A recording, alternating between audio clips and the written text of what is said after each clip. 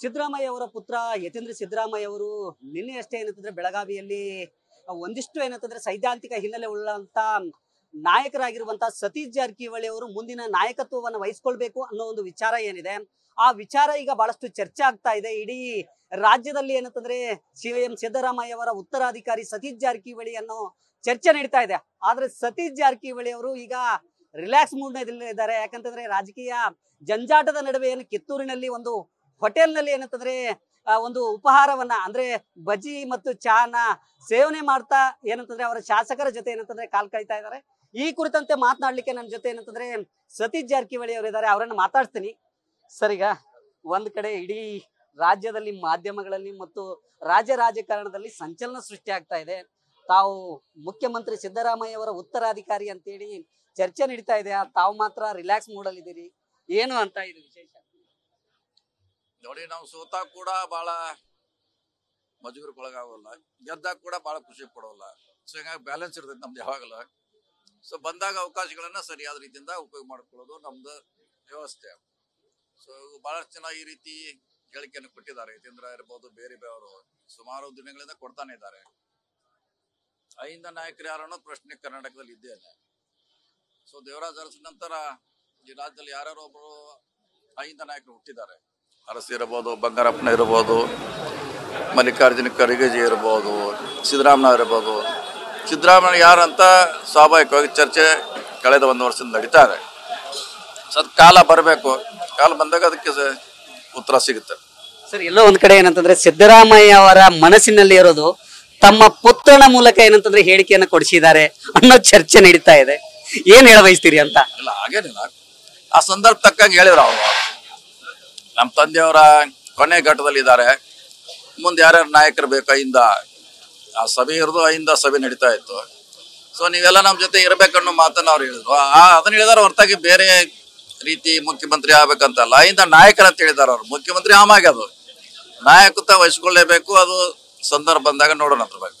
Sir, ಈಗ ಒಂದು November ಕ್ರಾಂತಿ ಆಗತ್ತೆ, ಡಿಸೆಂಬರ್ ಕ್ರಾಂತಿ ಆಗತ್ತೆ ಅನ್ನೋ ಚರ್ಚೆನೂ ಇದೆ. ಆ ಸಂದರ್ಭದಲ್ಲಿ ಬದಲಾದ ರಾಜಕಾರಣದಲ್ಲಿ ಏನಾದ್ರು ಅವಕಾಶ ಸಿಕ್ಕರೆ ಈ ಬಾರಿನ ಸಿಎಂ ಆಗ್ತೀರಾ ಅಥವಾ 2028 ಅಂತ? ಸಿಎಂ ಪ್ರಶ್ನೆ ಬರೋದಿಲ್ಲ. ಸಿದ್ದರಾಮಯ್ಯ ಇದ್ದಾರೆ, ಆ ಪ್ರಶ್ನೆ ಉದ್ಭವ ಈಗ ಆಗೋಲ್ಲ ಅಂತ ನನ್ನ ಭಾವನೆ. ಸರ್, ಇನ್ನೊಂದು ವಿಚಾರ ಏನು ಅಂತಂದ್ರೆ, ತಾವು ಅಹಿಂದ ಸಂಘಟನೆಯನ್ನ ಹುಟ್ಟು ಹಾಕಿ ಅದರ ಜೊತೆ ಸಕ್ರಿಯವಾಗಿದ್ಕೊಂಡು, ಜೊತೆಗೆ ಉತ್ತರ ಕರ್ನಾಟಕ ಸೇರಿದಂತೆ ರಾಜ್ಯದಲ್ಲಿ ಕಾಂಗ್ರೆಸ್ ಸರ್ಕಾರ ಅಧಿಕಾರಕ್ಕೆ ಬರಲಿಕ್ಕೆ ಅಹಿಂದ ಸಂಘಟನೆ ಒಂದು ಕಾರಣ ಆಗಿರುವಂತದ್ದು. ತಾವು ಅದನ್ನ ಮಾಡ್ಕೊಳ್ತಾ ಬಂದಿದ್ದೀರಿ. ಸಿದ್ದರಾಮಯ್ಯ ಅವರ ಪ್ರತಿಯೊಂದು ಹೆಜ್ಜೆಯಲ್ಲೂ ತಾವಿದ್ದೀರಿ. ಸಿದ್ದರಾಮಯ್ಯ ಅವರ ಶಿಷ್ಯ ಅಂತೇಳಿ ನಿಮ್ಗೆ ಕರೀತಾರೆ. ಈ ಸಂದರ್ಭದಲ್ಲಿ ಅಹಿಂದ ಸಂಘಟನೆ ಇಡೀ ಒಂದು ವೇಳೆ ನಾಯಕತ್ವ ಸಿಗದೇ ಇದ್ರೆ ಏನಾಗಬಹುದು ಅಂತ? ಇಲ್ಲ, ನಾ ಸಿಗದೆ ಇದ್ರೆ ಬೇರೆ ಯಾರು ಅಹಿಂದ ನಾಯಕರು ಹುಟ್ಟೇ ಬಿಡ್ತಾರೆ. ಅದು ಹುಟ್ಲೇಬೇಕು, ಸೃಷ್ಟಿ ನೇಮ್ ಅಂತ ನಾ ಹೇಳ್ತೀನಿ. ಯಾರು ಸಿದ್ದರಾಮಯ್ಯ ಅಂತಾರೆ, ಯಾರು ಹುಟ್ಲೇಬೇಕು, ಆ ಸಮುದಾಯವನ್ನ ರಕ್ಷಣೆ ಮಾಡ್ಲೇಬೇಕು. ಅಂದ್ರೆ ಕರ್ನಾಟಕದಲ್ಲಿ ಅಹಿಂದ ಬೇಕೇ ಬೇಕು, ಒಂದು ಸರ್ಕಾರ ಅಸ್ತಿತ್ವಕ್ಕೆ ಬರ್ಬೇಕಾದ್ರು ಅಂತೇಳಿ. ಇಲ್ಲ, ಸರ್ಕಾರ ಇದ್ರೂ ಆಯ್ತು, ಇಲ್ಲದೆ ಆಯ್ತು, ಒಬ್ಬ ಅಹಿಂದ ನಾಯಕರು ರಕ್ಷಣೆ ಮಾಡ್ಲಿಕ್ಕೆ ಬೇಕೇ ಬೇಕು. ಸಿದ್ದರಾಮಯ್ಯ ಅವರು ಅಧಿಕಾರದಲ್ಲಿ ಇದ್ದಾಗೂ ರಕ್ಷಣೆ ಮಾಡಿದರೆ, ಇಲ್ದಾಗೂ ಮಾಡಿದ್ದಾರೆ. ಸೊ ಆ ರೀತಿ ನಾಯಕ ಬಯಸ್ತಾರೆ ಜನ. ಸೊ ಅದ್ ನೋಡೋಣ ಯಾವಾಗ ಟೈಮ್ ಬರಲಿ ನೋಡೋಣ. ಇನ್ನೊಂದು ವಿಚಾರ ಏನು ಅಂತಂದ್ರೆ, ತಾವು ಡಿಸೆಂಬರ್ ನಲ್ಲಿ ಕೆಪಿಸಿಸಿ ಅಧ್ಯಕ್ಷರಾಗಿ ಅಧಿಕಾರ ಸ್ವೀಕಾರ ಮಾಡ್ತೀರಿ ಅನ್ನೋ ಒಂದು ಪಾಲಿಟಿಕಲ್ ಸುದ್ದಿ ಇದೆ, ಅಂದ್ರೆ ರಾಜಕೀಯದಲ್ಲಿ ಸುದ್ದಿ ಇದೆ. ಅದು ನಿಜಾನಾ? ಅಂತ ಒಂದು ಅವಕಾಶ ಸಿಗಬಹುದಾ? ಆ ನಿರೀಕ್ಷೆಯಲ್ಲಿ ಇದ್ದೀರಾ ತಾವು ಅಂತ? ನಾವತ್ತೆ ನಿರೀಕ್ಷೆ ಇಲ್ಲ. ಪಕ್ಷ ಅದನ್ನ ತೀರ್ಮಾನ ಮಾಡ್ಬೇಕು. ಇದ್ದವ್ರು ಹೋಗ್ಬೇಕಾ, ಬೇರೆ ಯಾರಿಗೆ ಮಾಡ್ತಾರ, ಅದು ನಮ್ಗೆ ಸಂಬಂಧಪಟ್ಟದಲ್ಲ. ಅದು ಅಂತಿಮವಾಗಿ ಹೈಕಮಾಂಡ್ ತೀರ್ಮಾನ ಮಾಡ್ಬೇಕು. ಯಾರು ಕೆಪಿಸಿಸಿ ಅಧ್ಯಕ್ಷರಾಗಿರ್ತಾರೆ ಅವರೇ ಮುಖ್ಯಮಂತ್ರಿ ರೇಸ್ ನಲ್ಲಿ ಬರ್ತಾರೆ. ಆ ಕಾರಣದಿಂದಾಗಿ ಈಗಲೇ ಏನಂತಂದ್ರೆ ಸತೀಶ್ ಜಾರಕಿಹೊಳಿ ಅವರು ಕೆಪಿಸಿಸಿ ಅಧ್ಯಕ್ಷರಾಗ್ತಾರೆ. ಅದಾದ ನಂತರ 2028ಕ್ಕೆ ಸಿಎಂ ಸ್ಥಾನದ ಆಕಾಂಕ್ಷಿ ಆಗ್ತಾರೆ ಅಂತ ಹೇಳಿ. ಈಗೆಲ್ಲ ಇನ್ನು 30 ತಿಂಗಳು ಇವತ್ತು ಹೇಳಲಿಕ್ಕೆ ಆಗೋಲ್ಲ. ಬಹಳಷ್ಟು ಘಟನೆಗಳು, ಬದಲಾವಣೆಗಳು ಹಾಗೆ ಆಗ್ತಾವ. ಸೊ ಮತ್ತೆ ಕಾಂಗ್ರೆಸ್ ಬರ್ಬೇಕು ಅನ್ನೋದು ನಮ್ಮೆಲ್ಲರ ಆಸೆ. ಮತ್ತೆ ಸರ್ಕಾರ ಅಧಿಕಾರ ಬರ್ಬೇಕಷ್ಟೇ. ಈಗ ಎಲ್ಲರೂ ಸಹ ಏನಂತಂದ್ರೆ, ಈ ಶ್ರೀರಾಮುಲು ಅವರು ಜೊತೆಗೆ ಪ್ರತಿಯೊಬ್ಬ ಬಿಜೆಪಿ ನಾಯಕರು ಸಹಿತ ಸಿಎಂ ಆದ್ರೆ ಸತೀಶ್ ಜಾರಕಿಹೊಳಿ ಅವರನ್ನ ಸ್ವಾಗತ ಮಾಡ್ತೀವಿ ಅಂತ ಹೇಳ್ತಾ ಇದ್ದಾರೆ. ತಾವು ಏನ್ ಹೇಳ್ತೀರಿ ಅಂತ?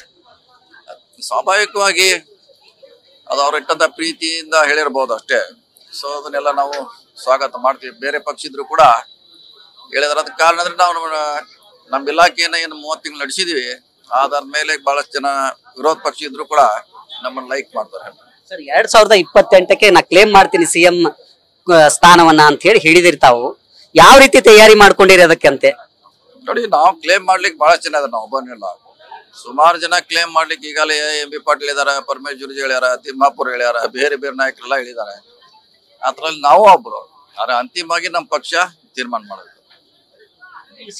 ಈ ಯತೀಂದ್ರ ಸಿದ್ದರಾಮಯ್ಯ ಹೇಳಿದ್ದಾರೆ, ಅದು ಏನು ಅವ್ರ ವೈಯಕ್ತಿಕ ಹೇಳಿಕೆನಾ ಅಥವಾ ಏನಾದ್ರೂ ಆ ರೀತಿ ಬೆಳವಣಿಗೆ ಇದೆ ಸರ್? ವೈಯಕ್ತಿಕ ಅಂತ ಹೇಳಬೇಕಾಗುತ್ತೆ. ಯಾಕಂದ್ರೆ ಅದು ವೈಯಕ್ತಿಕವಾಗಿ ಸಭೆಯಲ್ಲಿ ಹೇಳಿರುವಂತ ಅದು ವೈಯಕ್ತಿಕ ಹೇಳಿಕೆ ಅಂತ ನಾವು ಭಾವಿಸ್ಬೇಕು. ಇದಿಷ್ಟು ಏನಂತಂದ್ರೆ ಸತೀಶ್ ಜಾರಕಿಹೊಳಿ ಅವರ ಮಾತು. ಕ್ಯಾಮರಾಮನ್ ರೋಹಿತ್ ಜೊತೆ Srikanth Kukkadi, news first Belagavi. News first ನಿರ್ಭೀತಿಯಿಂದ ನಿಮ್ಮ ಪರವಾಗಿ.